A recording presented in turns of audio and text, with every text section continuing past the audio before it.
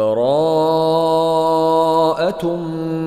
من الله ورسوله إلى الذين عاهدتم من المشركين। সম্পর্ক ছেদ করা হলো আল্লাহ ও তার রাসূলের পক্ষ থেকে সেই মুশরিকদের সাথে যাদের সাথে তোমরা চুক্তিবদ্ধ হয়েছিলে। فسيحوا في الأرض 4 أشهر واعلموا أنكم غير معجز الله وأن الله مخزي الكافرين। অতঃপর তোমরা পরিভ্রমণ করো এ দেশে 4 মাস কাল, আর জেনে রেখো তোমরা আল্লাহকে পরাভূত করতে পারবে না, আর নিশ্চয় আল্লাহ কাফিরদের লাঞ্ছিত করে থাকেন। وأذان من الله ورسوله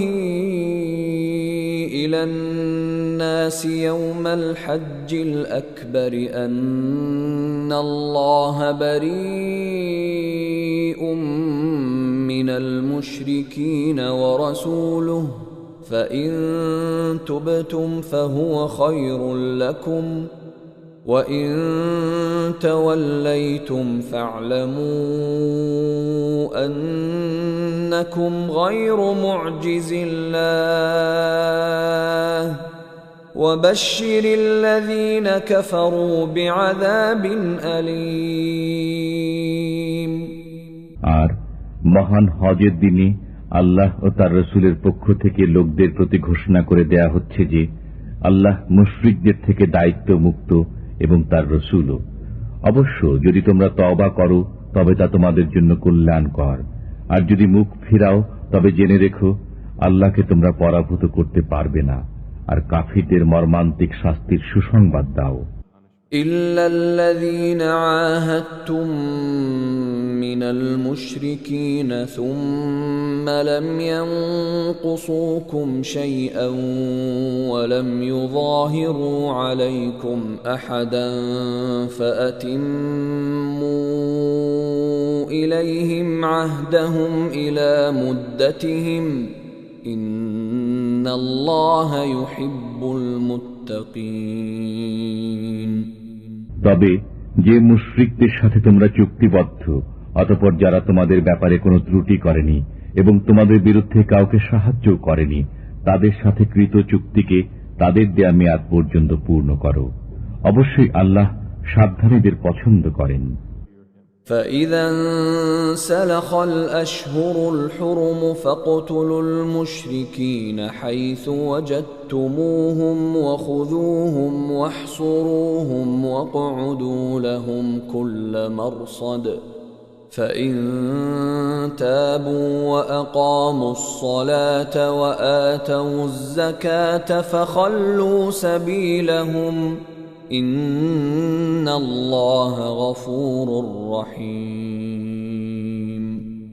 অতঃপর নিষিদ্ধ মাস অতিবাহিত হলে মুশরিকদের হত্যা করো যেখানে তাদের পাও, তাদের বন্দী করো এবং অবরোধ করো, আর প্রত্যেক ঘাঁটিতে তাদের সন্ধানে ওঁত পেতে বসে থাকো।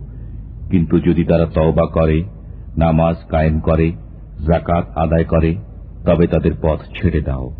নিশ্চয়ই আল্লাহ অতি ক্ষমাশীল, পরম দয়ালু। وَإِنْ أَحَدٌ مِّنَ الْمُشْرِكِينَ اسْتَجَارَكَ فَأَجِرْهُ حَتَّى يَسْمَعَ كَلَامَ اللَّهِ ثُمَّ أَبْلِغْهُ مَأْمَنَهُ ذَلِكَ بِأَنَّهُمْ قَوْمٌ لَّا يَعْلَمُونَ। আর মুশরিকদের কেউ যদি তোমার কাছে আশ্রয় প্রার্থনা করে তবে তাকে আশ্রয় দেবে যাতে সে আল্লাহর কালাম শুনতে পায়, অতঃপর তাকে তার নিরাপদ স্থানে পৌঁছে দেবে। এটি এজন্য যে এরা জ্ঞান রাখে না। كيف يكون للمشركين عهد عند الله وعند رسوله إلا الذين عاهدتم عند المسجد الحرام فما استقاموا لكم فاستقيموا لهم ইন্নাল্লাহা ইউহিব্বুল মুত্তাকিন। মুশরিকদের চুক্তি আল্লাহর নিকট ও তাঁর রাসূলের নিকট কিরূপে বলবৎ থাকবে? তবে যাদের সাথে তোমরা চুক্তি সম্পাদন করেছ মসজিদুল হারামের নিকট, অতঃপর যে পর্যন্ত তারা তোমাদের জন্য সরল থাকে তোমরাও তাদের জন্য সরল থাকো। নিঃসন্দেহে আল্লাহ সাবধানীদের পছন্দ করেন। كيف وإن يظهروا عليكم لا يرقبوا فيكم إلا ولا ذمة يرضونكم بأفواههم وتأبى قلوبهم وأكثرهم فاسقون। কিরূপে? তারা তোমাদের উপর জয়ী হলে তোমাদের আত্মীয়তার ও অঙ্গীকারে কোনো মর্যাদা দেবে না। তারা মুখে তোমাদের সন্তুষ্ট করে, কিন্তু তাদের অন্তরসমূহ তা অস্বীকার করে, আর তাদের অধিকাংশ প্রতিশ্রুতি ভঙ্গকারী। اشتروا بآيات الله ثمنا قليلا فصدوا عن سبيله إنهم ساء ما كانوا يعملون। তারা আল্লাহর আয়াতসমূহ নগণ্য মূল্যে বিক্রয় করে, অতঃপর লোকদের নিবৃত রাখে তার পথ থেকে। তারা যা করে চলছে তা অতি নিকৃষ্ট। لا يرقبون في مؤمن إلا ولا ذمة وأولئك هم المعتدون। তারা মর্যাদা দেয় না কোনো মুসলমানের ক্ষেত্রে আত্মীয়তার আর না অঙ্গীকারের, আর তারাই সীমা লঙ্ঘনকারী। فإن تابوا وأقاموا الصلاة وآتوا الزكاة فإخوانكم في الدين ونفصل الآيات لقوم يعلمون। অবশ্যই তারা যদি তওবা করে, নামাজ কায়েম করে আর যাকাত আদায় করে, তবে তারা তোমাদের দ্বীনী ভাই। আর আমি বিধানসমূহে জ্ঞানী লোকদের জন্য সবিস্তারে বর্ণনা করে থাকি। وَإِن نَكَثُوا أَيْمَانَهُم مِّن بَعْدِ عَهْدِهِمْ وَطَعَنُوا فِي دِينِكُمْ فقاتلوا أئمة الكفر إنهم لا أيمان لهم لعلهم ينتهون। আর যদি ভঙ্গ করে তারা তাদের শপথ প্রতিশ্রুতির পর এবং বিদ্রুপ করে তোমাদের দিন সম্পর্কে, তবে কুফর প্রধানদের সাথে যুদ্ধ করো, কারণ এদের কোনো শপথ নেই যাতে তারা ফিরে আসে। ألا تقاتلون قوما نكثوا أيمانهم وهموا بإخراج الرسول وهم بدؤوكم أول مرة أتخشونهم فالله أحق أن تخشوه إن كنتم مؤمنين। তোমরা কি সেই দলের সাথে যুদ্ধ করবে না যারা ভঙ্গ করেছে নিজেদের শপথ এবং সংকল্প নিয়েছে রসুলকে বহিষ্কারের? আর এরাই প্রথম তোমাদের সাথে বিবাদের সূত্রপাত করেছে। তোমরা কি তাদের ভয় করো? অথচ তোমাদের ভয়ের অধিকতর যোগ্য হলেন আল্লাহ, যদি তোমরা মুমিন হও। قاتلوهم يعذبهم الله بأيديكم ويخزهم وينصركم عليهم ويشف صدور قوم مؤمنين। যুদ্ধ করো ওদের সাথে, আল্লাহ তোমাদের হস্তে তাদের শাস্তি দেবেন, তাদের লাঞ্ছিত করবেন, তাদের বিরুদ্ধে তোমাদের জয়ী করবেন এবং মুসলমানদের অন্তরসমূহ শান্ত করবেন। ويذهب غيظ قلوبهم ويتوب الله على من يشاء والله عليم حكيم. এবং তাদের মনের ক্ষোভ দূর করবেন, আর আল্লাহ যার প্রতি ইচ্ছা ক্ষমাশীল হবেন। আল্লাহ সর্বজ্ঞ প্রজ্ঞাময়।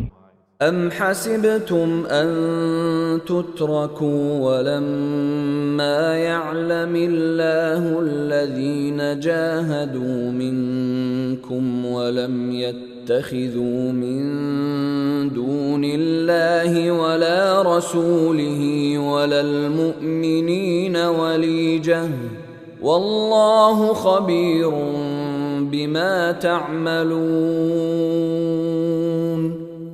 তোমরা কি মনে করো যে তোমাদের ছেড়ে দেওয়া হবে এমনি, যতক্ষণ না আল্লাহ জেনে নেবেন তোমাদেরকে যুদ্ধ করেছে এবং কে আল্লাহ, তার রসুল ও মুসলমানদের ব্যতীত অন্য কাউকে অন্তরঙ্গ বন্ধুরূপে গ্রহণ করা থেকে বিরত রয়েছে? আর তোমরা যা করো সে বিষয়ে আল্লাহ সবিশেষ অবহিত। ما كان للمشركين أن يعمروا مساجد الله شاهدين على أنفسهم بالكفر أولئك حبطت أعمالهم وفي النار هم خالدون. মুশরিকরা যোগ্যতা রাখে না আল্লাহর মসজিদ আবাদ করার, যখন তারা নিজেরাই নিজেদের কুফরির স্বীকৃতি দিচ্ছে। এদের আমল বরবাদ হবে এবং এরা আগুনে স্থায়ীভাবে বসবাস করবে। إنما يعمر مساجد الله من آمن بالله واليوم الآخر وأقام الصلاة وآتى الزكاة ولم يخش إلا الله فعسى أولئك أن يكونوا من المهتدين. নিঃসন্দেহে তারাই আল্লাহর মসজিদ আবাদ করবে যারা ঈমান এনেছে আল্লাহর প্রতি ও শেষ দিনের প্রতি এবং কায়েম করেছে নামাজ ও আদায় করেছে যাকাত, আর আল্লাহ ব্যতীত আর কাউকে ভয় করে না। অতএব আশা করা যায় তারা হিদায়াত প্রাপ্তদের অন্তর্ভুক্ত হবে। أجعلتم سقاية الحاج وعمارة المسجد الحرام كمن آمن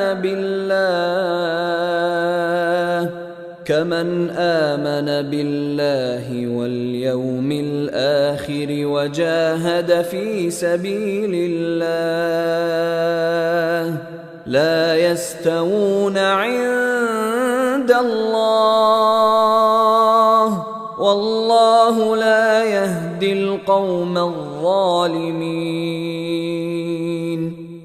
তোমরা কি হাজীদের পানি সরবরাহ ও মসজিদুল হারাম আবাদকরণকে সেই লোকের সমান মনে করো যে ঈমান রাখে আল্লাহ ও শেষ দিনের প্রতি এবং যুদ্ধ করেছে আল্লাহর রাহে?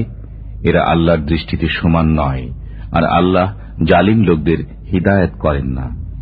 الذين آمنوا وهاجروا وجاهدوا في سبيل الله بأموالهم وأنفسهم أعظم درجة عند الله وأولئك هم الفائزون.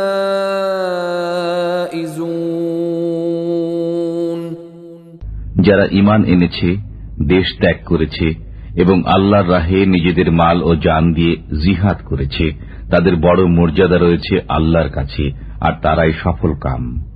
يبشرهم ربهم برحمة منه ورضوان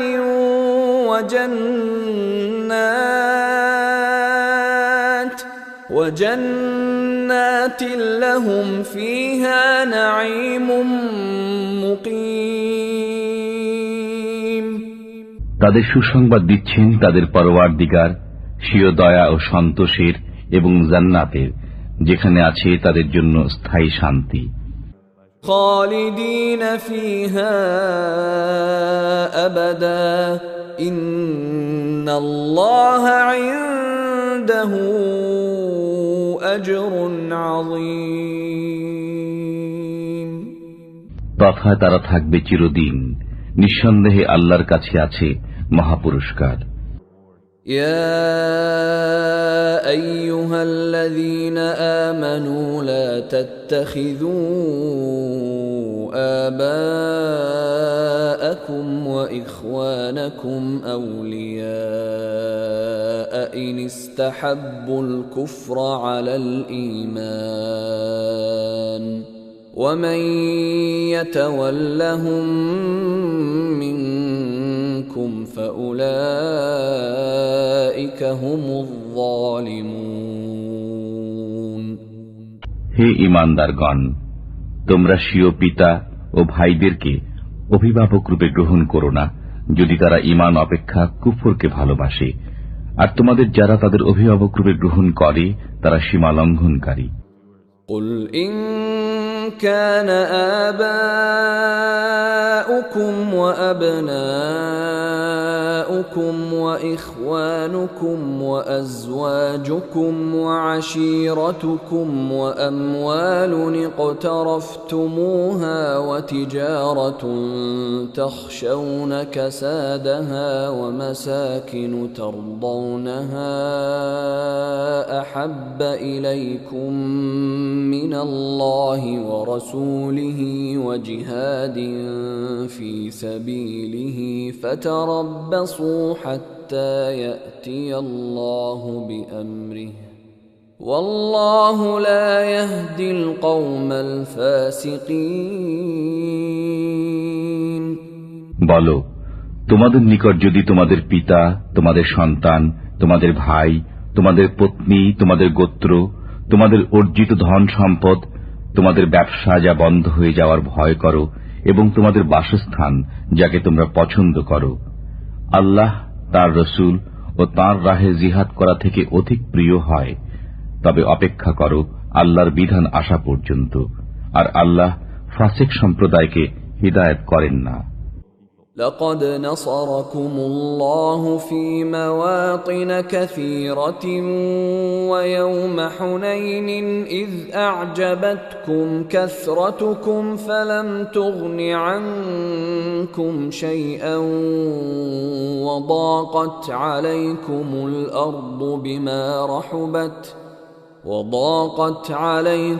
الأرض بما رحبت ثم وليتم مدبرين আল্লাহ তোমাদের সাহায্য করেছেন অনেক ক্ষেত্রে, এবং হুনাইনের দিনে যখন তোমাদের সংখ্যাধিক্য তোমাদের প্রফুল্ল করেছিল, কিন্তু তা তোমাদের কোনো কাজে আসেনি, এবং পৃথিবী প্রশস্ত হওয়া সত্ত্বেও তোমাদের জন্য সংকুচিত হয়েছিল। অতঃপর পৃষ্ঠ প্রদর্শন করে পলায়ন করেছিলে। ثم أنزل الله سكينته على رسوله وعلى المؤمنين وأنزل جنودا لم تروها وعذب الذين كفروا وذلك جزاء الكافرين তারপর আল্লাহ নাজিল করেন নিজের পক্ষ থেকে সান্ত্বনা তার রসুল ও মুমিনদের প্রতি, এবং অবতীর্ণ করেন এমন সেনাবাহিনী যাদের তোমরা দেখতে পাওনি, আর শাস্তি প্রদান করেন কাফিরদের, এবং এটি হল কাফিরদের কর্মফল। ثم يتوب الله من بعد ذلك على من يشاء والله غفور رحيم এরপর আল্লাহ যাদের প্রতি ইচ্ছা তওবার তৌফিক দেবেন, আর আল্লাহ অতীব ক্ষমাশীল, পরম দয়ালু। يا أيها الذين آمنوا إنما المشركون نجس فلا يقربوا المسجد الحرام بعد عامهم هذا وإن خفتم عيلة فسوف يغنيكم الله من فضله إن شاء إن الله عليم حكيم. হে ঈমানদারগণ, মুশরিকরা তো অপবিত্র, সুতরাং এ বছরের পর তারা যেন মসজিদুল হারামের নিকট না আসে। আর যদি তোমরা দারিদ্র্যের আশঙ্কা করো, তবে আল্লাহ চাইলে নিজ করুণায় ভবিষ্যতে তোমাদের অভাব মুক্ত করে দেবেন। নিঃসন্দেহে আল্লাহ সর্বজ্ঞ, প্রজ্ঞাময়। قاتلوا الذين لا يؤمنون بالله ولا باليوم الآخر ولا يحرمون ما حرم الله ورسوله ولا يدينون دين الحق من الذين أوتوا الكتاب حتى يعطوا الجزية عن يد وهم صاغرون. তোমরা যুদ্ধ করো আহলে কিতাবের ওই লোকদের সাথে যারা আল্লাহ রোজ হাসরে ঈমান রাখে না, আল্লাহ ও তার রসুল যা হারাম করে দিয়েছেন তা হারাম করে না এবং গ্রহণ করে না সত্য ধর্ম, যতক্ষণ না করজোরে তারা জিজিয়া প্রদান করে। وقالت اليهود عزير ابن الله وقالت النصارى المسيح ابن الله ذلك قولهم بأفواههم يضاهئون قول الذين كفروا من قبل قاتلهم الله أنى يؤفكون. ইহুদিরা বলে উজাইর আল্লাহর পুত্র এবং নাসারারা বলে মসিহ আল্লাহর পুত্র। এ হচ্ছে তাদের মুখের কথা। এরা পূর্ববর্তী কাফিরদের মতো কথা বলে। আল্লাহ এদের ধ্বংস করুন, এরা কোন উল্টো পথে চলে যাচ্ছে। اتخذوا أحبارهم ورهبانهم أربابا من دون الله والمسيح ابن مريم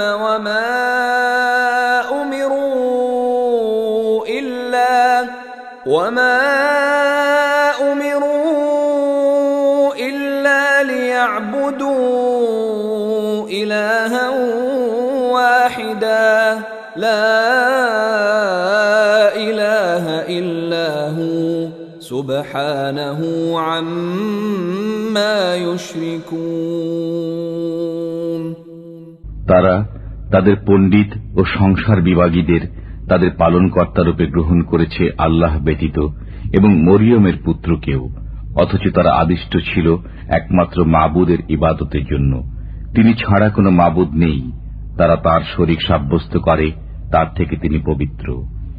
يريدون أن يطفئوا نور الله بأفواههم ويأبى الله إلا أن يتم نوره ولو كره الكافرون.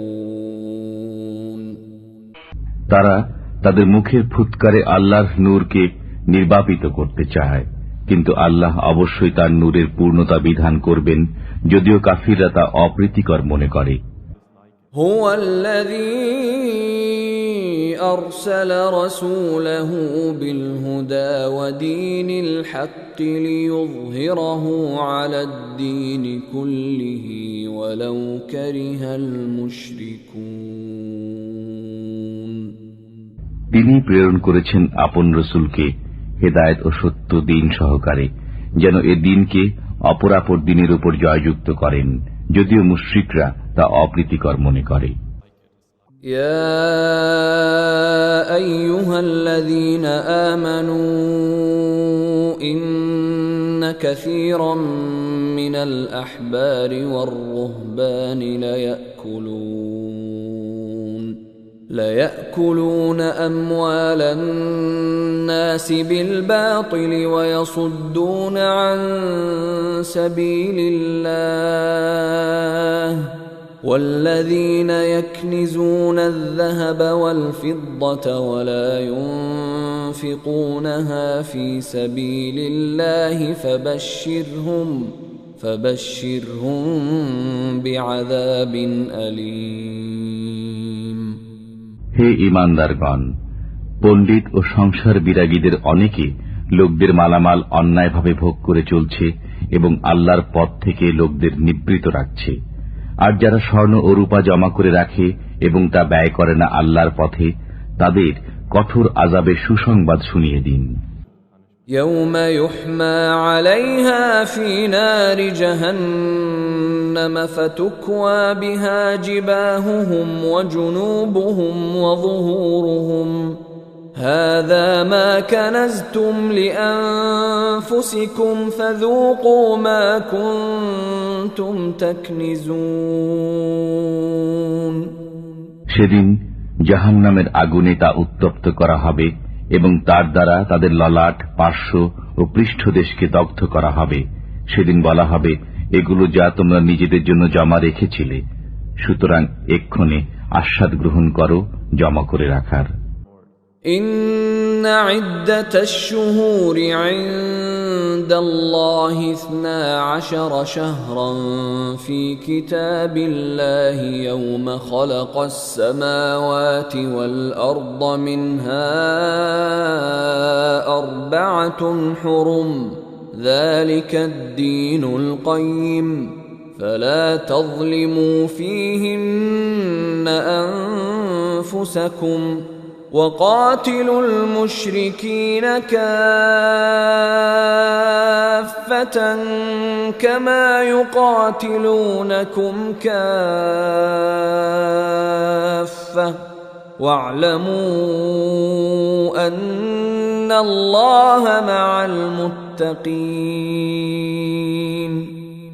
নিশ্চয় আল্লাহর বিধান ও গণনায় মাস 12টি, আসমানসমূহ ও পৃথিবী সৃষ্টির দিন থেকে তন্মধ্যে 4টি সম্মানিত।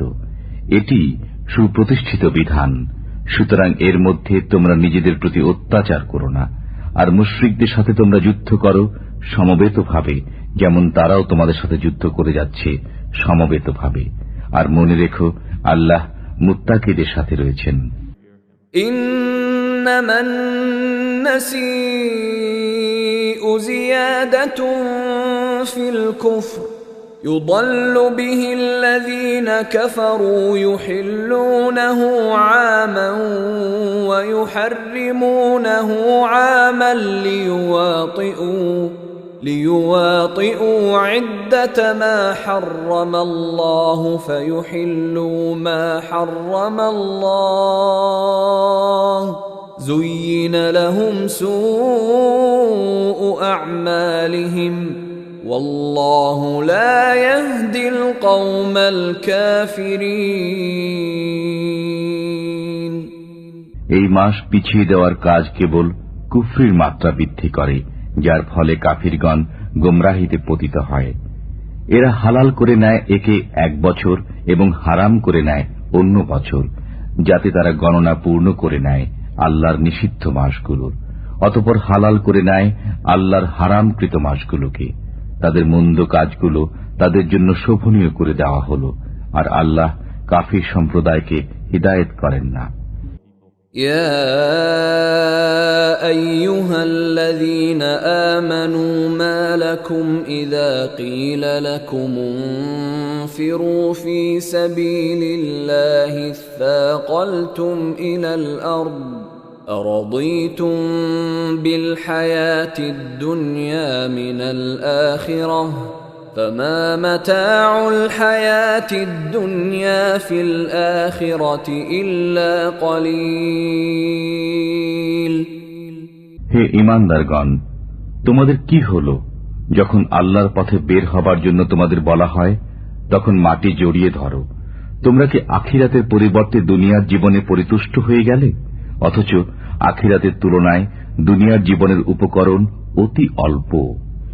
إلا تنفروا يعذبكم عذابا أليما ويستبدل قوما غيركم ولا تضروه شيئا والله على كل شيء قدير। যদি বের না হও তবে আল্লাহ তোমাদের মর্মন্তুদ আযাব দেবেন এবং অপর জাতিকে তোমাদের স্থলাভিষিক্ত করবেন। তোমরা তার কোনো ক্ষতি করতে পারবে না, আর আল্লাহ সর্ববিষয়ে শক্তিমান।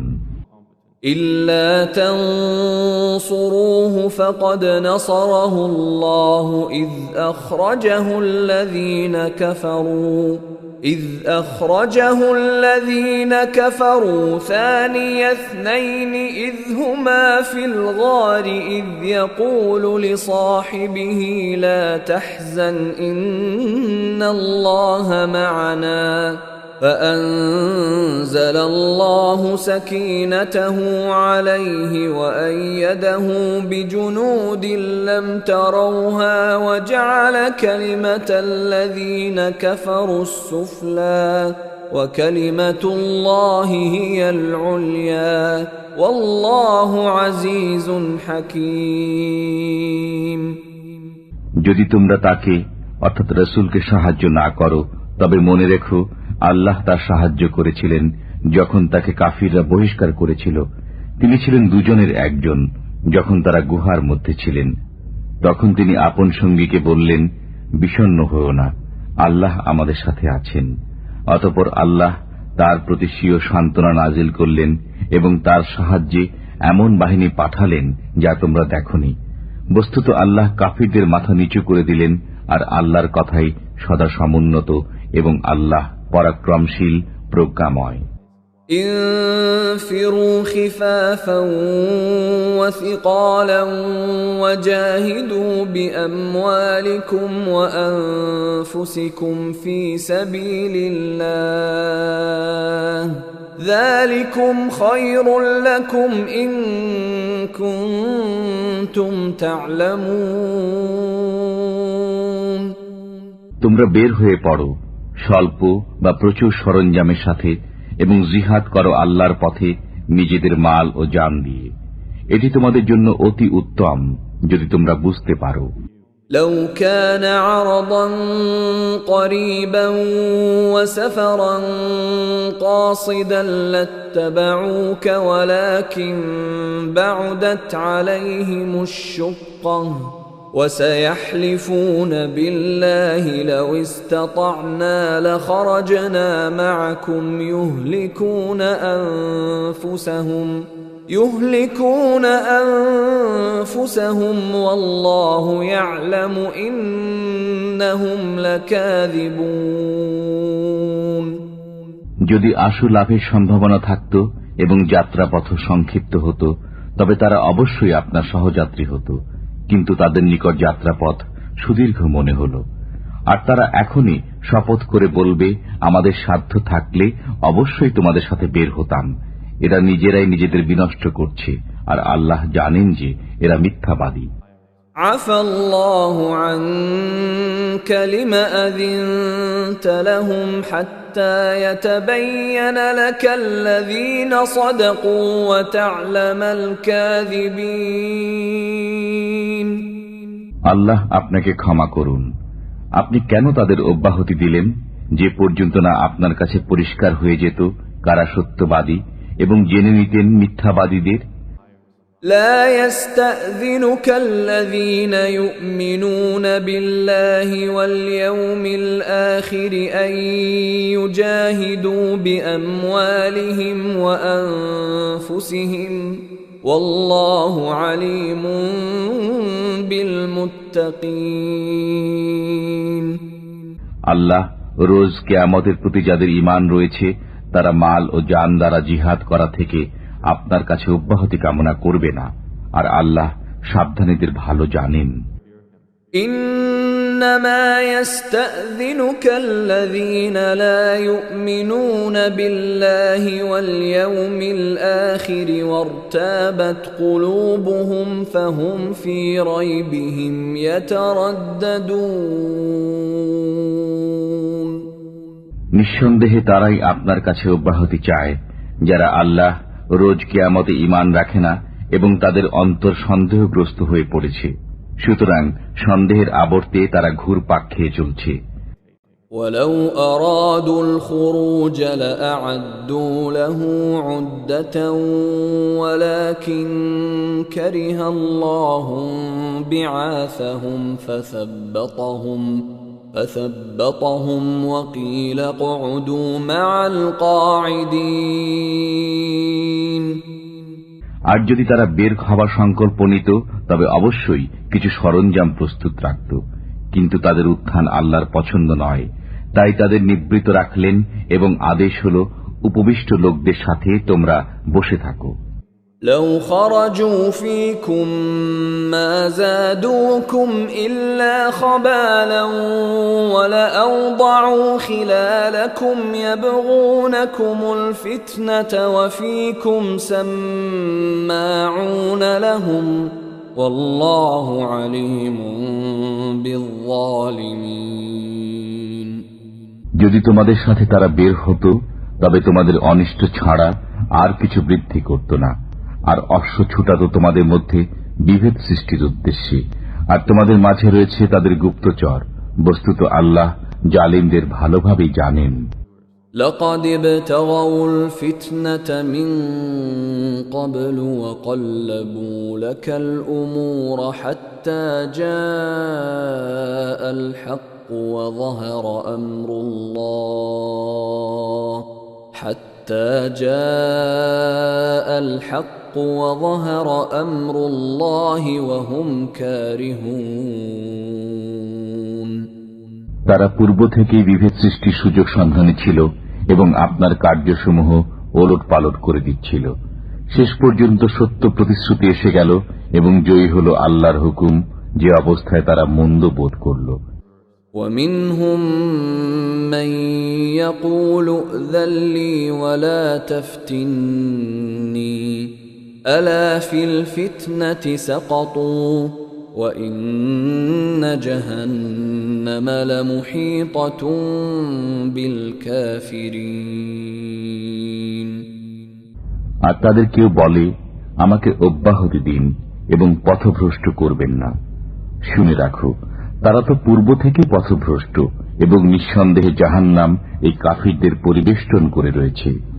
ইন তুসিবকা হাসানাতুন তাসুহুম ওয়া ইন তুসিবকা মুসিবাতুন ইয়াকুলু ক্বাদ আখাযনা আমরানা মিন ক্বাবলু ويتولوا وهم فرحون। আপনার কোনো কল্যাণ হলে তারা মন্দ বোধ করে এবং কোনো বিপদ উপস্থিত হলে তারা বলে, আমরা পূর্ব থেকেই নিজেদের কাজ সামলে নিয়েছি, এবং ফিরে যায় উল্লসিত মনে। قل لن يصيبنا إلا ما كتب الله لنا هو مولانا وعلى الله فليتوكل المؤمنون।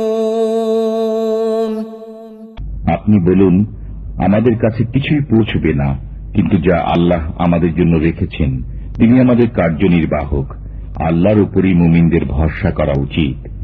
قل هل تربصون بنا إلا إحدى الحسنيين ونحن نتربص بكم أن يصيبكم الله بعذاب من عنده أو بأيدينا فتربصوا إنا معكم متربصون। আপনি বলুন, তোমরা তো আমাদের জন্য দুকল্যাণের একটি প্রত্যাশা করো, আর আমরা প্রত্যাশায় আছি তোমাদের জন্য যে আল্লাহ তোমাদের আযাব দান করুক নিজের পক্ষ থেকে অথবা আমাদের হস্তে। সুতরাং তোমরা অপেক্ষা করো, আমরাও তোমাদের সাথে অপেক্ষমান। قل أنفقوا طوعا أو كرها لن يتقبل منكم إنكم كنتم قوما فاسقين আপনি বলুন, তোমরা ইচ্ছায় অর্থ ব্যয় করো বা অনিচ্ছায়, তোমাদের থেকে তা কখনো কবুল হবে না। তোমরা নাফরমানের দল। وما منعهم أن تقبل منهم نفقاتهم إلا أنهم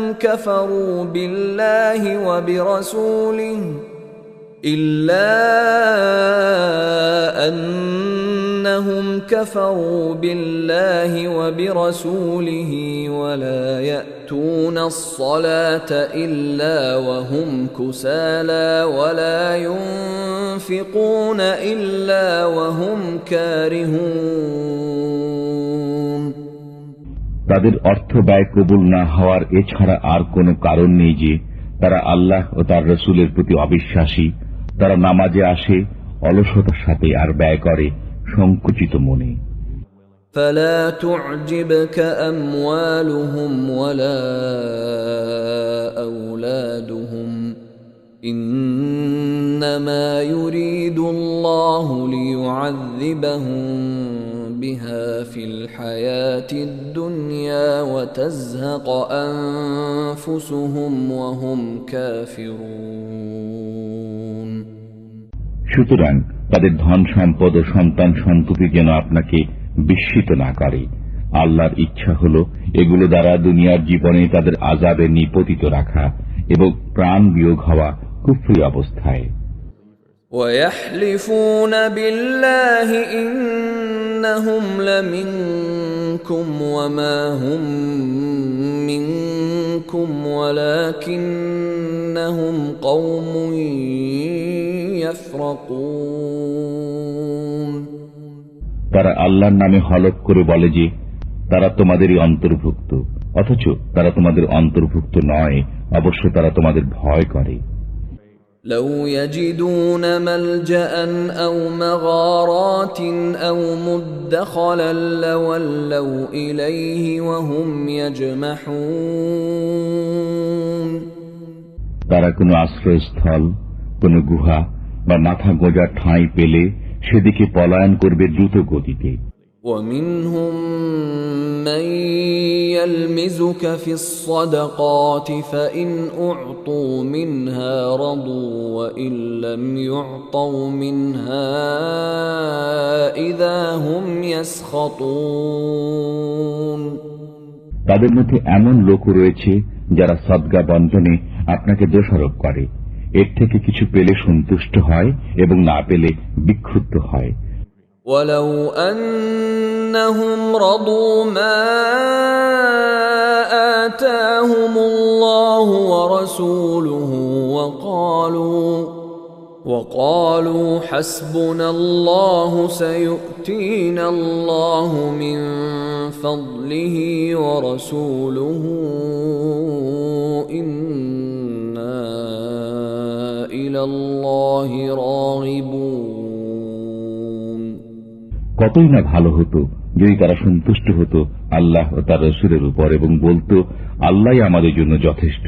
আল্লাহ আমাদের দেবেন নিজ করুণায় এবং তার রাসূলও। আমরা শুধু আল্লাহকে কামনা করি। إنما الصدقات للفقراء والمساكين والعاملين عليها والمؤلفة قلوبهم وفي الرقاب والغارمين وفي سبيل الله وابن السبيل فريضة من الله والله عليم حكيم যাকাত হলো কেবল ফকির, মিসকিন, যাকাত আদায়কারী ও যাদের চিত্ত আকর্ষণ প্রয়োজন তাদের হক, এবং তা দাস মুক্তির জন্য, ঋণগ্রস্তদের জন্য, আল্লাহর পথে জিহাদকারীদের জন্য এবং মুসাফিরদের জন্য এই হল আল্লাহর নির্ধারিত বিধান। আল্লাহ সর্বজ্ঞ, প্রজ্ঞাময়। ومنهم الذين يؤذون النبي ويقولون هو أذن قل أذن خير لكم يؤمن بالله ويؤمن للمؤمنين ورحمة للذين آمنوا منكم والذين يؤذون رسول الله لهم عذاب أليم আর তাদের মধ্যে কেউ কেউ নবীকে ক্লেশ দেয় এবং বলে, এ লোকটি তো কান সর্বস্ব। আপনি বলে দিন, কান হলেও তোমাদেরই মঙ্গলের জন্য। আল্লাহর উপর বিশ্বাস রাখে এবং বিশ্বাস রাখে মুসলমানদের কথার উপর। বস্তুত তোমাদের মধ্যে যারা ঈমানদার তাদের জন্য তিনি রহমত বিশেষ, আর যারা আল্লাহর রাসূলের প্রতি কুৎসা রটনা করে তাদের জন্য রয়েছে বেদনাদায়ক আযাব। يحلفون بالله لكم ليرضوكم والله ورسوله أحق أن يرضوه إن كانوا مؤمنين তোমাদের সামনে আল্লাহর কসম খায় যাতে তোমাদের রাজি করাতে পারে। অবশ্য তারা যদি ঈমানদার হয়ে থাকে তবে আল্লাহকে এবং তার রাসূলকে রাজি করা অত্যন্ত জরুরি। ألم يعلموا أنه من يحادد الله ورسوله فأن له نار جهنم خالدا فيها ذلك الخزي العظيم তারা কি একথা জেনে নেয়নি যে আল্লাহর সাথে এবং তার রাসূলের সাথে যে মোকাবিলা করে তার জন্য নির্ধারিত রয়েছে দোজখ, তাতে সবসময় থাকবে। এটি হল মহা অপমান।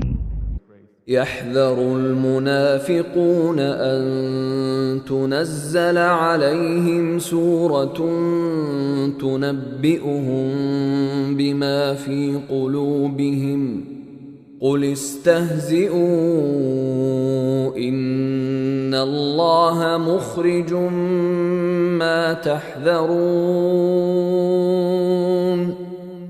মুনাফিকরা এ ব্যাপারে ভয় করে যে মুসলমানদের উপর না এমন কোন সূরা নাজিল হয় যাতে তাদের অন্তরের গোপন বিষয় অবহিত করা হবে। সুতরাং আপনি বলে দিন, ঠাট্টা বিদ্রুপ করতে থাকো, আল্লাহ তা অবশ্যই প্রকাশ করবেন যার ব্যাপারে তোমরা ভয় করছো।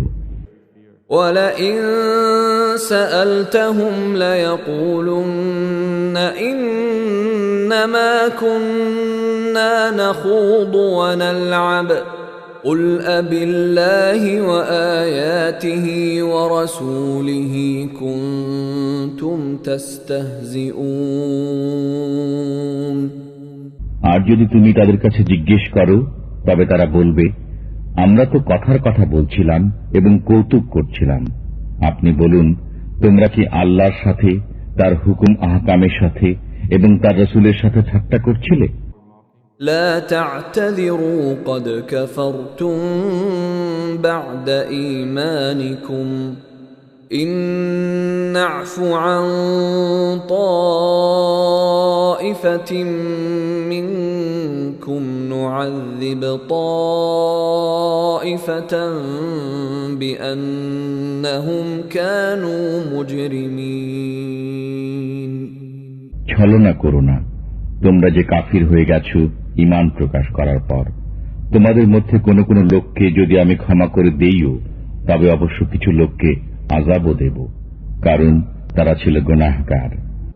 المنافقون والمنافقات بعضهم من بعض يأمرون بالمنكر وينهون عن المعروف ويقبضون أيديهم نسوا الله فنسيهم إن المنافقين هم الفاسقون মুনাফিক নরনারী সবারই গতিবিধি একরকম, শেখায় মন্দ কথা, ভালো কথা থেকে বারণ করে এবং নিজ মুঠো বন্ধ রাখে। আল্লাহকে ভুলে গেছে তারা, কাজেই তিনিও তাদের ভুলে গেছেন। নিঃসন্দেহে মুনাফিকরাই নাফরমান। وعد الله المنافقين والمنافقات والكفار نار جهنم خالدين فيها هي حسبهم ولعنهم الله ولهم عذاب مقيم ওয়াদা করেছেন আল্লাহ মুনাফিক পুরুষ এবং মুনাফিক নারীদের এবং কাফিরদের জন্য দোজখের আগুনের তাতে পড়ে থাকবে সর্বদা, সেটাই তাদের জন্য যথেষ্ট। আর আল্লাহ তাদের প্রতি অভিসম্পাত করেছেন এবং তাদের জন্য রয়েছে স্থায়ী আযাব। كالذين من قبلكم كانوا أشد منكم قوة وأكثر أموالا وأولادا فاستمتعوا بخلاقهم فاستمتعتم بخلاقكم كما استمتع الذين من قبلكم بخلاقهم وخضتم كالذي خاضوا أولئك حبطت أعمالهم في الدنيا والآخرة وأولئك هم الخاسرون যেমন করে তোমাদের পূর্ববর্তী লোকেরা তোমাদের চেয়ে বেশি ছিল শক্তিতে এবং ধন সম্পদের ও সন্তান সন্ততির অধিকারীও ছিল বেশি, অতঃপর উপকৃত হয়েছে নিজেদের ভাগের দ্বারা। আবার তোমরা ফায়দা উঠিয়েছ তোমাদের ভাগের দ্বারা, যেমন করে তোমাদের পূর্ববর্তীরা ফায়দা উঠিয়েছিল নিজেদের ভাগের দ্বারা। আর তোমরাও চলছ তাদেরই চলন অনুযায়ী। তারা ছিল সে লোক যাদের আমলসমূহ নিঃশেষিত হয়ে গেছে দুনিয়া ও আখিরাতে, আর তারাই হয়েছে ক্ষতির সম্মুখীন। ألم يأتهم نبأ الذين من قبلهم قوم نوح وعاد وثمود وقوم إبراهيم وأصحاب مدين والمؤتفكات أتتهم رسلهم بالبينات فما كان الله ليظلمهم ولكن كانوا أنفسهم يظلمون তাদের সংবাদ কি এদের কানে এসে পৌঁছায়নি যারা ছিল তাদের পূর্বে, নূহের, আদের ও সামুদের সম্প্রদায় এবং ইব্রাহিমের সম্প্রদায়ের এবং মাদিয়ানবাসীদের এবং সেসব জনপদের যেগুলোকে উল্টে দেওয়া হয়েছিল? তাদের কাছে এসেছিলেন তাদের নবী পরিষ্কার নির্দেশ নিয়ে। বস্তুত আল্লাহ তো এমন ছিলেন না যে তাদের উপর জুলুম করতেন, কিন্তু তারা নিজেরাই নিজেদের উপর জুলুম করত। والمؤمنون والمؤمنات بعضهم أولياء بعض يأمرون بالمعروف وينهون عن المنكر ويقيمون الصلاة ويؤتون الزكاة ويطيعون الله ورسوله أولئك سيرحمهم الله إن الله عزيز حكيم আর ঈমানদার পুরুষ ও ঈমানদার নারী একে অপরের সহায়ক। তারা ভালো কথার শিক্ষা দেয় এবং মন্দ থেকে বিরত রাখে, নামাজ প্রতিষ্ঠা করে, যাকাত দেয় এবং আল্লাহ ও তাঁর রাসূলের নির্দেশ অনুযায়ী জীবন যাপন করে। এদের উপর আল্লাহ তাআলা দয়া করবেন। নিশ্চয়ই আল্লাহ পরাক্রমশালী, সুকৌশলী। وعد الله المؤمنين والمؤمنات جنات تجري من تحتها الأنهار خالدين فيها ومساكن طيبة في جنات عدن ورضوان من الله أكبر ذلك هو الفوز العظيم আল্লাহ ঈমানদার পুরুষ ও ঈমানদার নারীদের প্রতিশ্রুতি দিয়েছেন কানন কুঞ্জের, যার তলদেশে প্রবাহিত হয় প্রস্রবণ, তারা সেগুলোই মাঝে থাকবে। আর এসব কান্নকুঞ্জে থাকবে পরিচ্ছন্ন থাকার ঘর। বস্তুত এ সমুদায়ের মাঝে সবচেয়ে বড় হল আল্লাহর সন্তুষ্টি। এটি হল মহান কৃতকার্যতা। ইয়া আইয়ুহান নাবিয়্যু জাহিদিল কুফফার ওয়াল মুনাফিকিনা ওয়াগলুয আলাইহিম ওয়া মাওয়াহুম জাহান্নাম ওয়া বি'সাল মাসীর। হে নবী, কাফিরদের সাথে যুদ্ধ করুন এবং মুনাফিকদের সাথে, তাদের সাথে কঠোরতা অবলম্বন করুন। তাদের ঠিকানা হল দোজখ এবং তা হল নিকৃষ্ট ঠিকানা।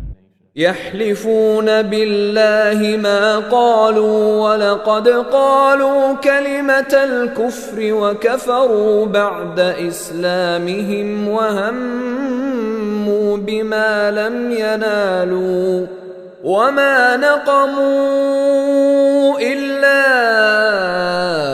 أن أغناهم الله ورسوله من فضله فإن يتوبوا يك خيرا لهم وإن يتولوا يعذبهم الله عذابا أليما في الدنيا والآخرة وما لهم في الأرض من ولي ولا نصير। তারা কসম খায় যে আমরা বলিনি, অথচ নিঃসন্দেহে তারা বলেছে কুফরি বাক্য এবং মুসলমান হবার পর অস্বীকৃতি জ্ঞাপনকারী হয়েছে। আর তারা কামনা করেছিল এমন বস্তুর যা তারা প্রাপ্ত হয়নি। আর এসব তারই পরিণতি ছিল যে আল্লাহ ও তাঁর রাসূল তাদেরকে সম্পদশালী করে দিয়েছিলেন নিজের অনুগ্রহের মাধ্যমে। বস্তুত এরা যদি তওবা করে নেয় তবে তাদের জন্য মঙ্গল, আর যদি তা না মানে তবে তাদেরকে আযাব দেবেন আল্লাহ তাআলা, বেদনাদায়ক আযাব দুনিয়া ও আখিরাতে। অতএব বিশ্ব চরাচরে তাদের জন্য কোনো সাহায্যকারী সমর্থক নেই। ومنهم من عاهد الله لئن آتانا من فضله لنصدقن ولنكونن من الصالحين। তাদের মধ্যে কেউ কেউ রয়েছে যারা আল্লাহ তাআলার সাথে ওয়াদা করেছিল যে তিনি যদি আমাদের প্রতি অনুগ্রহ দান করেন তবে অবশ্যই আমরা ব্যয় করব এবং সৎকর্মীদের অন্তর্ভুক্ত হয়ে থাকব। فَلَمَّا آتَاهُم مِّن فَضْلِهِ بَخِلُوا بِهِ وَتَوَلَّوْا وَهُم مُّعْرِضُونَ। অতঃপর যখন তাদেরকে স্বীয় অনুগ্রহের মাধ্যমে দান করা হয় তখন তাতে কার্পণ্য করেছে এবং কৃত ওয়াদা থেকে ফিরে গিয়েছে তা ভেঙে দিয়ে। فأعقبهم نفاقا في قلوبهم إلى يوم يلقونه بما أخلفوا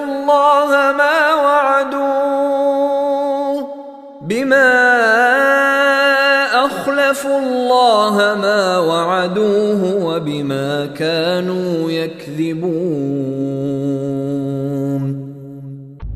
তারপর এরই পরিণতিতে তাদের অন্তরে কপটতা স্থান করে নিয়েছে সেদিন পর্যন্ত যেদিন তারা তাঁর সাথে গিয়ে মিলবে। তা এজন্য যে তারা আল্লাহর সাথে কৃত ওয়াদা লঙ্ঘন করেছিল এবং এজন্য যে তারা মিথ্যা কথা বলত। ألم يعلموا أن الله يعلم سرهم ونجواهم وأن الله علام الغيوب।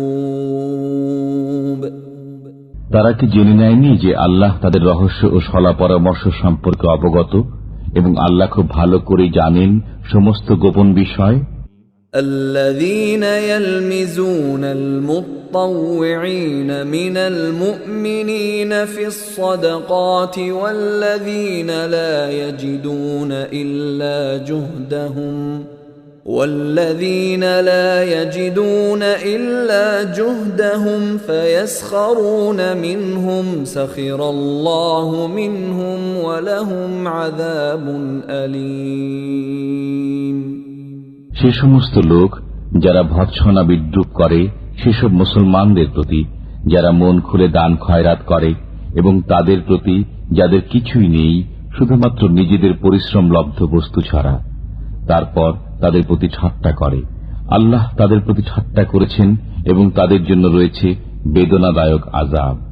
استغفر لهم أو لا تستغفر لهم إن تستغفر لهم 70 مرة فلن يغفر الله لهم ذلك بأنهم كفروا بالله ورسوله والله لا يهدي القوم الفاسقين তুমি তাদের জন্য ক্ষমা প্রার্থনা করো আর না করো। যদি তুমি তাদের জন্য 70 বার ক্ষমা প্রার্থনা করো, তথাপি কখনই তাদেরকে আল্লাহ ক্ষমা করবেন না। তা এজন্য যে তারা আল্লাহকে এবং তার রসুলকে অস্বীকার করেছে। বস্তুত আল্লাহ নাফরমানদেরকে পথ দেখান না। فرح المخلفون بمقعدهم خلاف رسول الله وكرهوا أن يجاهدوا بأموالهم وأنفسهم في سبيل الله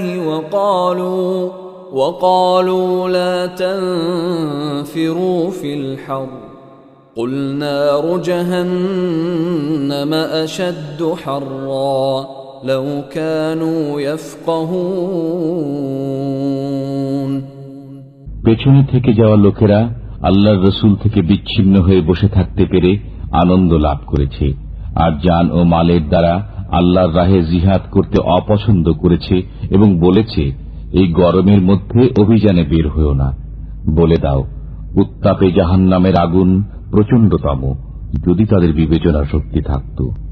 فليضحكوا قليلا وليبكوا كثيرا جزاء بما كانوا يكسبون অতএব তারা সামান্য হেসে নিক এবং তারা তাদের কৃতকর্মের বদলাতে অনেক বেশি কাঁদবে।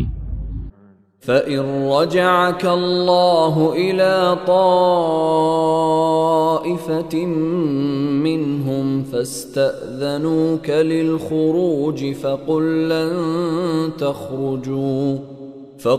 لن تخرجوا معي أبدا ولن تقاتلوا معي عدوا إنكم رضيتم بالقعود أول مرة فاقعدوا مع الخالفين বস্তুত আল্লাহ যদি তোমাকে তাদের মধ্য থেকে কোন শ্রেণী বিশেষের দিকে ফিরিয়ে নিয়ে যান এবং অতঃপর তারা তোমার কাছে অভিযানে বেরোবার অনুমতি কামনা করে, তবে তুমি বলো যে তোমরা কখনো আমার সাথে বেরোবে না এবং আমার পক্ষ হয়ে কোন শত্রুর সাথে যুদ্ধ করবে না।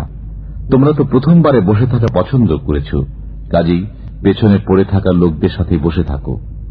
ولا تصل على أحد منهم مات أبدا ولا تقم على قبره إنهم كفروا بالله ورسوله وماتوا وهم فاسقون আর তাদের মধ্য থেকে কারো মৃত্যু হলে তার উপর কখনো নামাজ পড়বেন না এবং তার কবরে দাঁড়াবেন না। তারা তো আল্লাহর প্রতি অস্বীকৃতি জ্ঞাপন করেছে এবং রসুলের প্রতিও।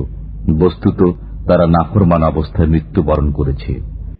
ولا تعجبك أموالهم وأولادهم إنما يريد الله أن يعذبهم بها في الدنيا وتزهق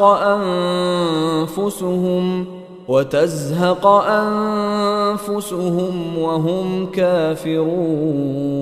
كافرون আর বিস্মিত হয়েও না তাদের ধন সম্পদ ও সন্তান সন্ততির দরুন। আল্লাহ তো এই চান যে এসবের কারণে তাদেরকে আযাবের ভেতরে রাখবেন দুনিয়ায়, এবং তাদের প্রাণ নির্গত হওয়া পর্যন্ত যেন তারা কাফিরই থাকে। وَإِذَا أُنزِلَتْ سُورَةٌ أَنْ آمِنُوا بِاللَّهِ وَجَاهِدُوا مَعَ رَسُولِهِ اسْتَأْذَنَكَ أُولُو الطَّوْلِ مِنْهُمْ وَقَالُوا ذَرْنَا نَكُن مَّعَ الْقَاعِدِينَ। আর যখন নাজিল হয় কোন সূরা যে তোমরা ঈমান আনো আল্লাহর উপর, তার রাসূলের সাথে একাত্ম হয়ে, তখন বিদায় কামনা করে তাদের সামর্থ্যবান লোকেরা এবং বলে, আমাদের অব্যাহতি দিন, যাতে আমরা নিষ্ক্রিয়ভাবে বসে থাকা লোকদের সাথে থেকে যেতে পারি। رضوا بأن يكونوا مع الخوالف وطبع على قلوبهم فهم لا يفقهون। তারা পেছনে পড়ে থাকা লোকদের সাথে থেকে যেতে পেরে আনন্দিত হয়েছে এবং মোহর এঁটে দেয়া হয়েছে তাদের অন্তরসমূহের উপর, বস্তুত তারা বোঝে না। لكن الرسول والذين آمنوا معه جاهدوا بأموالهم وأنفسهم وأولئك لهم الخيرات وأولئك هم المفلحون।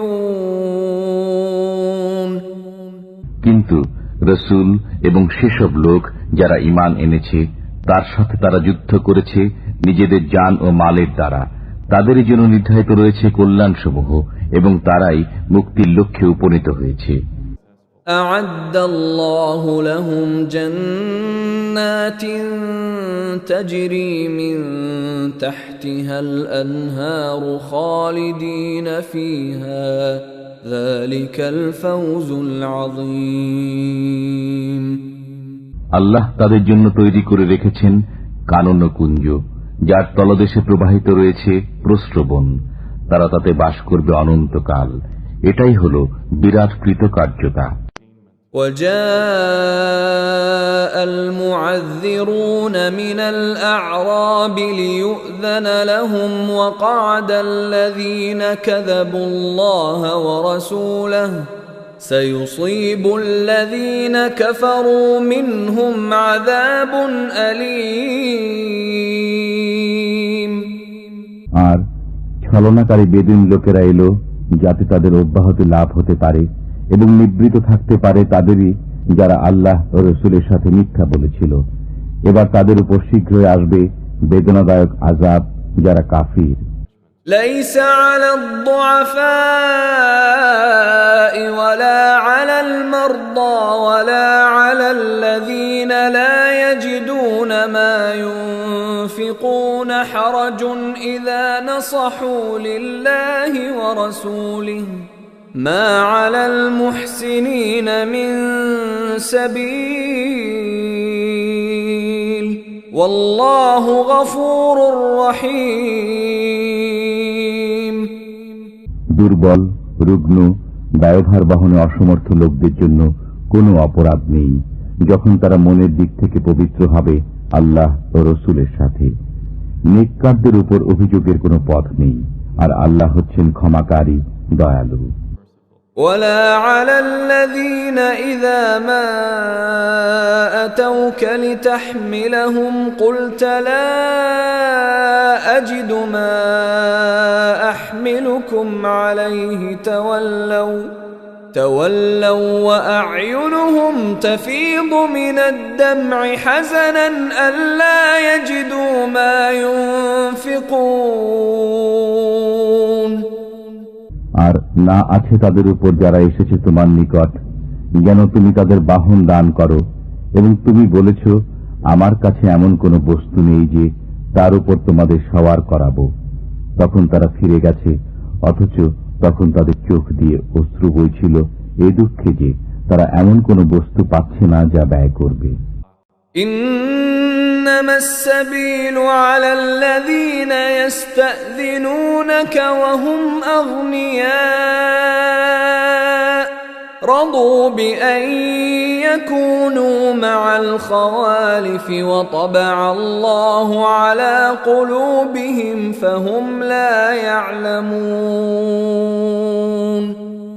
অভিযোগের পথ তো তাদের ব্যাপারে রয়েছে যারা তোমার নিকট অব্যাহতি কামনা করে, অথচ তারা সম্পদশালী, যারা পেছনে পড়ে থাকা লোকদের সাথে থাকতে পেরে আনন্দিত হয়েছে। আর আল্লাহ মোহর এঁটে দিয়েছেন তাদের অন্তরসমূহে, বস্তুত তারা জানতেও পারেনি। يعتذرون إليكم إذا رجعتم إليهم قل لا تعتذروا لن نؤمن لكم قد نبأنا الله من أخباركم وسيرى الله عملكم ورسوله ثم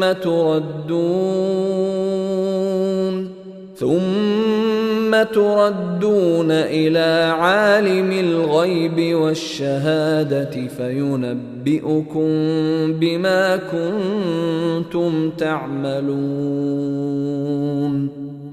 তুমি যখন তাদের কাছে ফিরে আসবে তখন তারা তোমাদের নিকট ছল ছুতা নিয়ে উপস্থিত হবে। তুমি বলো, ছলনা করো না, আমি কখনো তোমাদের কথা শুনব না। আমাকে আল্লাহ তাআলা তোমাদের অবস্থা সম্পর্কে অবহিত করে দিয়েছেন, আর এখন তোমাদের কর্ম আল্লাহই দেখবেন এবং তার রাসূল। তারপর তোমরা প্রত্যাবর্তিত হবে সেই গোপন ও অগোপন বিষয়ে অবগত সত্তার নিকট। তিনিই তোমাদের বাতলে দেবেন যা তোমরা করছিলে। سيحلفون بالله لكم إذا انقلبتم إليهم لتعرضوا عنهم فأعرضوا عنهم إنهم رجس ومأواهم جهنم جزاء بما كانوا يكسبون। এখন তারা তোমার সামনে আল্লাহর কসম খাবে যখন তুমি তাদের কাছে ফিরে যাবে, যেন তুমি তাদের ক্ষমা করে দাও। সুতরাং তুমি তাদের ক্ষমা করো।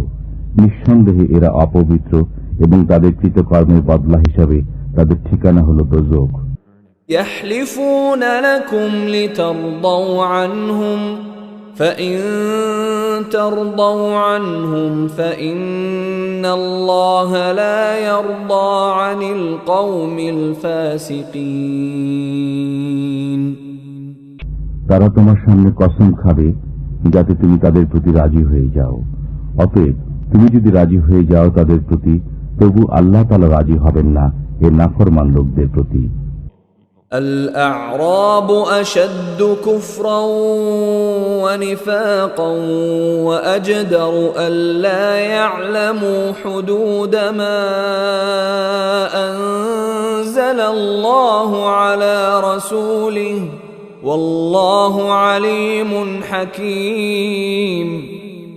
বেদুইনরা কুফর ও মুনাফিকিতে অত্যন্ত কঠোর হয়ে থাকে এবং এরা সেসব নীতি কানুন না শেখারই যোগ্য যা আল্লাহ তাআলা তার রাসূলের উপর নাযিল করেছেন। বস্তুত আল্লাহ সবকিছু জানেন এবং তিনি অত্যন্ত কুশলী।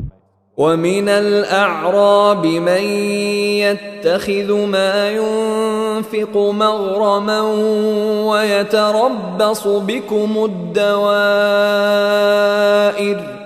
عليهم دائرة السوء والله سميع عليم। আবার কোন কোন বেদুইন এমনও রয়েছে যারা নিজেদের ব্যয় করাকে জরিমানা বলে গণ্য করে এবং তোমার উপর কোন দুর্দিন আসে কিনা সে অপেক্ষায় থাকে। তাদের উপর দুর্দিন আসুক, আর আল্লাহ হচ্ছেন শ্রবণকারী, পরিজ্ঞাত। ومن الأعراب من يؤمن بالله واليوم الآخر ويتخذ ما ينفق قربات عند الله وصلوات الرسول ألا إنها قربة لهم سيدخلهم الله في رحمته إن الله غفور رحيم। আর কোন কোন বেদুইন হলো তারা যারা ঈমান আনে আল্লাহর উপর, কিয়ামত দিনের উপর এবং নিজেদের ব্যয়কে আল্লাহর নৈকট্য এবং রসূলের দোয়া লাভের উপায় বলে গণ্য করে, যেন তারাই হলো তাদের ক্ষেত্রে নৈকট্য। আল্লাহ তাদেরকে নিজের রহমতের অন্তর্ভুক্ত করবেন। নিশ্চয়ই আল্লাহ ক্ষমাশীল, করুণাময়। والسابقون الأولون من المهاجرين والأنصار والذين اتبعوهم بإحسان رضي الله عنهم ورضوا عنه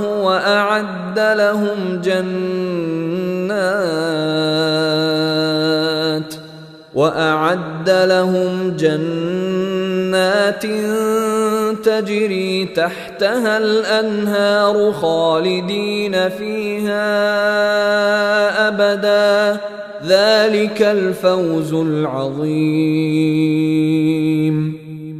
আর যারা সর্বপ্রথম হিজরতকারী ও আনসারদের মাঝে পুরাতন এবং যারা তাদের অনুসরণ করেছে, আল্লাহ সে সমস্ত লোকের প্রতি সন্তুষ্ট হয়েছেন এবং তারাও তাঁর প্রতি সন্তুষ্ট হয়েছে। আর তাদের জন্য প্রস্তুত রেখেছেন কানন ও কুঞ্জ, যার তলদেশ দিয়ে প্রবাহিত প্রস্রবণসমূহ। সেখানে তারা থাকবে চিরকাল। এটাই হল মহান কৃতকার্যতা। وَمِمَّنْ حَوْلَكُمْ مِنَ الْأَعْرَابِ مُنَافِقُونَ وَمِنْ أَهْلِ الْمَدِينَةِ مَرَدُوا عَلَى النِّفَاقِ لَا تَعْلَمُهُمْ نَحْنُ نَعْلَمُهُمْ سَنُعَذِّبُهُمْ مرتين ثم يردون إلى عذاب عظيم। আর কিছু কিছু তোমার আশেপাশের মুনাফিক এবং কিছু লোক মদিনাবাসী কঠোর মুনাফিকিতে অনড়। তুমি তাদের জানো না, আমি তাদের জানি। আমি তাদেরকে আযাব দান করব দুবার, তারপর তাদেরকে নিয়ে যাওয়া হবে মহা আযাবের দিকে।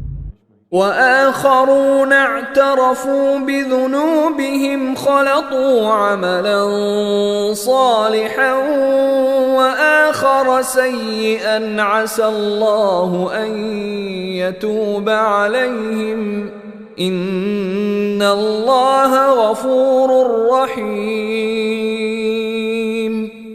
আর কোন কোন লোক রয়েছে যারা নিজেদের পাপ স্বীকার করেছে, তারা মিশ্রিত করেছে একটি নেক কাজ ও অন্য একটি বদ কাজ। শীঘ্রই আল্লাহ হয়তো তাদেরকে ক্ষমা করে দেবেন। নিঃসন্দেহে আল্লাহ ক্ষমাশীল, করুণাময়। خذ من أموالهم صدقة تطهرهم وتزكيهم بها وصل عليهم إن صلاتك سكن لهم والله سميع عليم। তাদের মালামাল থেকে যাকাত গ্রহণ করো, যাতে তুমি সেগুলোকে পবিত্র করতে এবং সেগুলোকে বরকতময় করতে পারো এর মাধ্যমে। আর তুমি তাদের জন্য দোয়া করো, নিঃসন্দেহে তোমার দোয়া তাদের জন্য সান্ত্বনা স্বরূপ। বস্তুত আল্লাহ সবকিছুই শোনেন, জানেন। ألم يعلموا أن الله هو يقبل التوبة عن عباده ويأخذ الصدقات وأن الله هو التواب الرحيم। তারা কি একথা জানতে পারেননি যে আল্লাহ নিজেই স্বীয় বান্দাদের তওবা কবুল করেন এবং যাকাত গ্রহণ করেন? বস্তুত আল্লাহই তওবা কবুলকারী, করুণাময়। وَقُلِ اعْمَلُوا فَسَيَرَى اللَّهُ عَمَلَكُمْ وَرَسُولُهُ وَالْمُؤْمِنُونَ وَسَتُرَدُّونَ إِلَى عَالِمِ الْغَيْبِ وَالشَّهَادَةِ فَيُنَبِّئُكُم بِمَا كُنتُمْ تَعْمَلُونَ। আর তুমি বলে দাও, তোমরা আমল করে যাও, তার পরবর্তীতে আল্লাহ দেখবেন তোমাদের কাজ এবং দেখবেন রসূল ও মুসলমানগণ। তাছাড়া তোমরা শীঘ্রই প্রত্যাবর্তিত হবে তাঁর সান্নিধ্যে, যিনি গোপন ও প্রকাশ্য বিষয়ে অবগত। তারপর তিনি জানিয়ে দেবেন তোমাদেরকে যা করতে। وآخرون مرجون لأمر الله إما يعذبهم وإما يتوب عليهم والله عليم حكيم। আবার অনেক লোক রয়েছে যাদের কাজকর্ম আল্লাহর নির্দেশের উপর স্থগিত রয়েছে। তিনি হয় তাদের আযাব দেবেন, না হয় তাদের ক্ষমা করে দেবেন। বস্তুত আল্লাহ সবকিছুই জ্ঞাত, বিজ্ঞতা সম্পন্ন। والذين اتخذوا مسجدا ضرارا وكفرا وتفريقا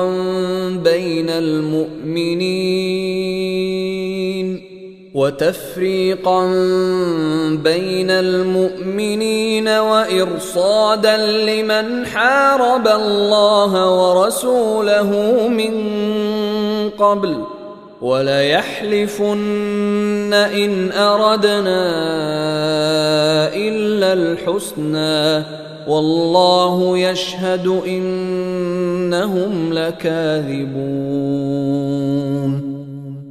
আর যারা নির্মাণ করেছে মসজিদ জিদের বশে এবং কুফরির তাড়নায়, মুমিনদের মধ্যে বিভেদ সৃষ্টির উদ্দেশ্যে এবং ওই লোকদের জন্য ঘাঁটি স্বরূপ যে পূর্ব থেকে আল্লাহ ও তার রসুলের সাথে যুদ্ধ করে আসছে, আর তারা অবশ্যই শপথ করবে যে আমরা কেবল কল্যাণই চেয়েছি। পক্ষান্তরে আল্লাহ সাক্ষী যে তারা সবাই মিথ্যুক। لا تقم فيه أبدا لمسجد أسس على التقوى من أول يوم أحق أن تقوم فيه رجال يحبون أن يتطهروا والله يحب المطهرين। তুমি কখনো সেখানে দাঁড়াবে না, তবে যে মসজিদের ভিত্তি রাখা হয়েছে তাকওয়ার উপর প্রথম দিন থেকে, সেটি তোমার দাঁড়াবার যোগ্য স্থান। সেখানে রয়েছে এমন লোক যারা পবিত্রতাকে ভালোবাসে, আর আল্লাহ পবিত্র লোকদের ভালোবাসেন। أفمن أسس بنيانه على تقوى من الله ورضوان خير أم من أسس بنيانه على شفا جرف هار فانهار به في نار جهنم والله لا يهدي القوم الظالمين।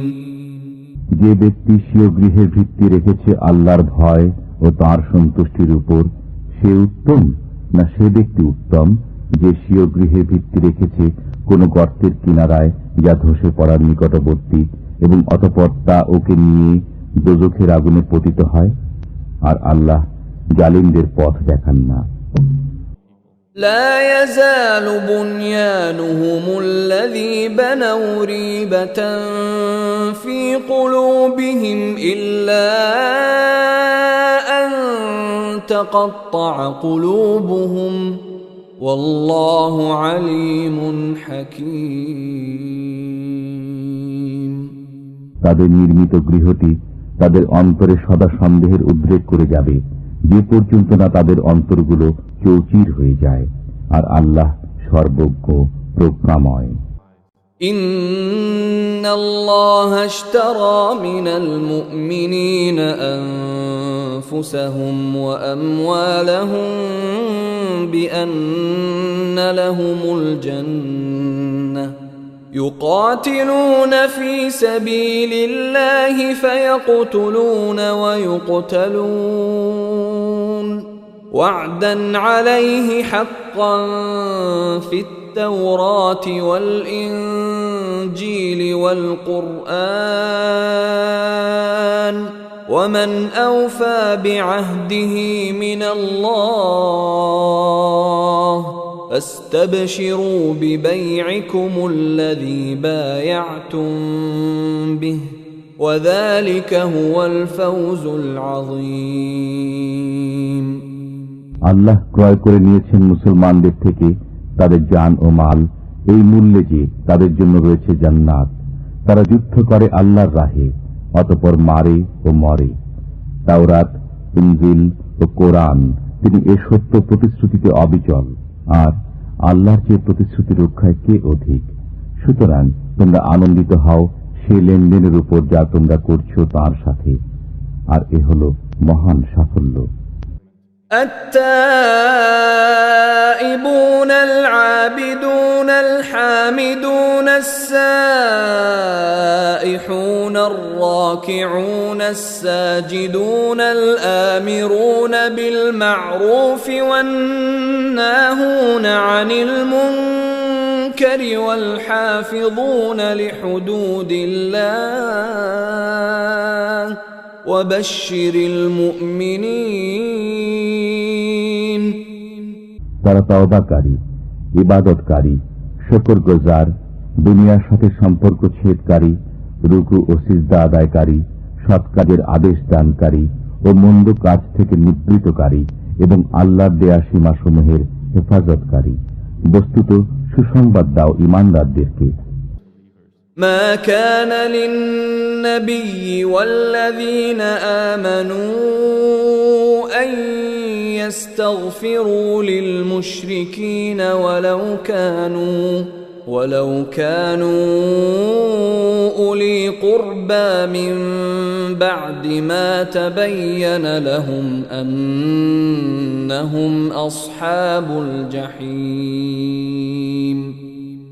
নবী এবং মুমিনের উচিত নয় মুশরিকদের মাগফিরাত কামনা করা, যদিও তারা আত্মীয় হোক, এ কথা সুস্পষ্ট হওয়ার পর যে তারা দোজখী। وما كان استغفار إبراهيم لأبيه إلا عن موعدة وعدها إياه فلما تبين له أنه عدو لله تبرأ منه إن إبراهيم لأواه حليم। আর ইব্রাহিম কর্তৃক স্বীয় পিতার মাগফিরাত কামনা ছিল কেবল সেই প্রতিশ্রুতির কারণে যা তিনি তার সাথে করেছিলেন। অতঃপর যখন তার কাছে এই কথা প্রকাশ পেল যে সে আল্লাহর শত্রু, তখন তার সাথে সম্পর্ক ছিন্ন করে নিলেন। নিঃসন্দেহে ইব্রাহিম ছিলেন বড় কোমল হৃদয়, সহনশীল। وما كان الله ليضل قوما بعد إذ هداهم حتى يبين لهم ما يتقون إن الله بكل شيء عليم। আর আল্লাহ কোন জাতিকে হিদায়াত করার পর পথভ্রষ্ট করেন না যতক্ষণ না তাদের জন্য পরিষ্কারভাবে বলে দেন সেসব বিষয় যা থেকে তাদের বেঁচে থাকা দরকার। নিঃসন্দেহে আল্লাহ সব বিষয়ে ওয়াকিফহাল।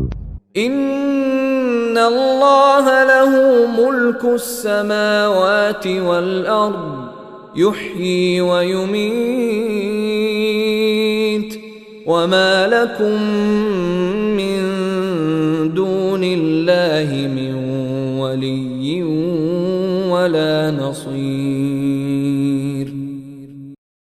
নিশ্চয় আল্লাহর জন্য আসমানসমূহ ও জমিনের সাম্রাজ্য।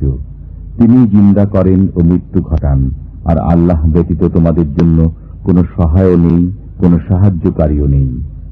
لقد تاب الله على النبي والمهاجرين والأنصار الذين اتبعوه في ساعة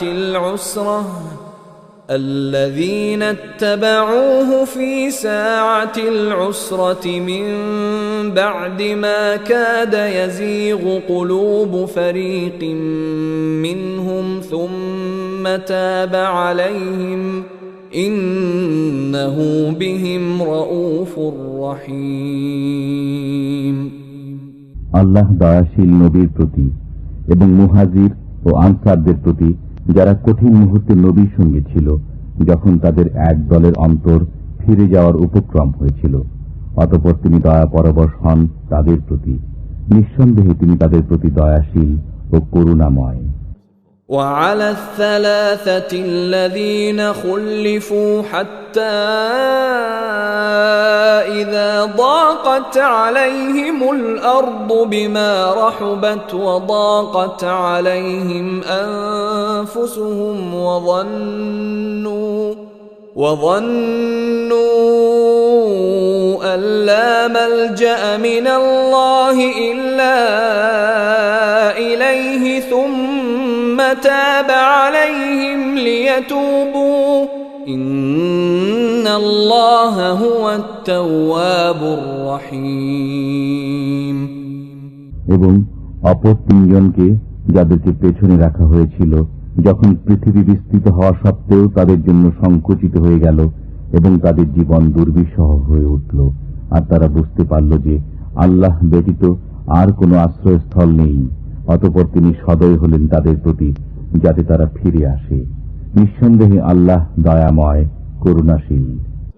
يا أيها الذين آمنوا اتقوا الله وكونوا مع الصادقين। হে ঈমানদারগণ, আল্লাহকে ভয় করো এবং সত্যবাদীদের সাথে থাকো। ما كان لأهل المدينة ومن حولهم من الأعراب أن يتخلفوا عن رسول الله ولا يرغبوا بأنفسهم عن نفسه، ذلك بأنهم لا يصيبهم ظمأ ولا نصب ولا مخمصة في سبيل الله ولا يطؤون موطئا يغيظ الكفار ولا ينالون من عدو نيلا إلا كتب لهم به عمل صالح إن الله لا يضيع أجر المحسنين। মদিনাবাসী ও পার্শ্ববর্তী পল্লীবাসীদের উচিত নয় রাসূলুল্লাহ সঙ্গ ত্যাগ করে পেছনে থেকে যাওয়া এবং রাসূলের প্রাণ থেকে নিজেদের প্রাণকে অধিক প্রিয় মনে করা। এটি এজন্য যে আল্লাহর পথে যে তৃষ্ণা, ক্লান্তি ও ক্ষুধা তাদের স্পর্শ করে এবং তাদের এমন পদক্ষেপ যা কাফিরদের মনে ক্রোধের কারণ হয়, আর শত্রুদের পক্ষ থেকে তারা যা কিছু প্রাপ্ত হয় তার প্রত্যেকটির পরিবর্তে তাদের জন্য লিখিত হয় নেক আমল। নিঃসন্দেহে আল্লাহ সৎকর্মশীল লোকদের হক নষ্ট করেন না। ولا ينفقون نفقة صغيرة ولا كبيرة ولا يقطعون واديا إلا كتب لهم ليجزيهم الله أحسن ما كانوا يعملون। আর তারা অল্প বিস্তর যা কিছু ব্যয় করে, যত প্রান্তর তারা অতিক্রম করে, তা সবই তাদের নামে লেখা হয়, যেন আল্লাহ তাদের কৃতকর্মসমূহের উত্তম বিনিময় প্রদান করেন। وما كان المؤمنون لينفروا كافة فلولا نفر من كل فرقة منهم طائفة ليتفقهوا في الدين ولينذروا قومهم إذا رجعوا إليهم لعلهم يحذرون। আর সমস্ত মুমিনদের অভিযানে বের হওয়া সঙ্গত নয়, তাই তাদের প্রত্যেক দলের একটি অংশ কেন বের হল না, যাতে দিনের জ্ঞান লাভ করে এবং সংবাদ দান করে স্বজাতিকে যখন তারা তাদের কাছে প্রত্যাবর্তন করবে, যেন তারা বাঁচতে পারে। يا أيها الذين آمنوا قاتلوا الذين يلونكم من الكفار وليجدوا فيكم غلظة واعلموا أن الله مع المتقين হে ঈমানদারগণ, তোমাদের নিকটবর্তী কাফিরদের সাথে যুদ্ধ চালিয়ে যাও এবং তারা তোমাদের মধ্যে কঠোরতা অনুভব করুক, আর জেনে রাখো আল্লাহ মুত্তাকিদের সাথে রয়েছেন। وَإِذَا مَا أُنزِلَتْ سُورَةٌ فَمِنْهُم مَّن يَقُولُ أَيُّكُمْ زَادَتْهُ هَٰذِهِ إِيمَانًا فَأَمَّا الَّذِينَ آمَنُوا فَزَادَتْهُمْ إِيمَانًا وَهُمْ يَسْتَبْشِرُونَ। আর যখন কোন সূরা অবতীর্ণ হয় তখন তাদের কেউ কেউ বলে, এ সূরা তোমাদের মধ্যে কার ঈমান কতটা বৃদ্ধি করল? অতএব যারা ঈমানদার, এ সূরা তাদের ঈমান বৃদ্ধি করেছে এবং তারা আনন্দিত হয়েছে।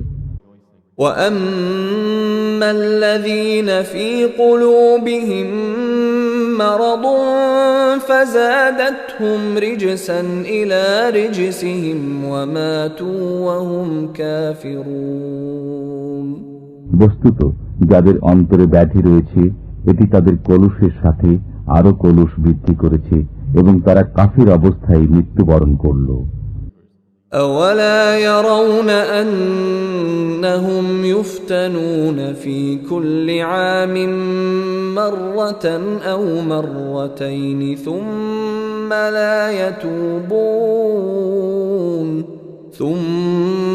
لَا يَتُوبُونَ وَلَا هُمْ يَذَّكَّرُونَ।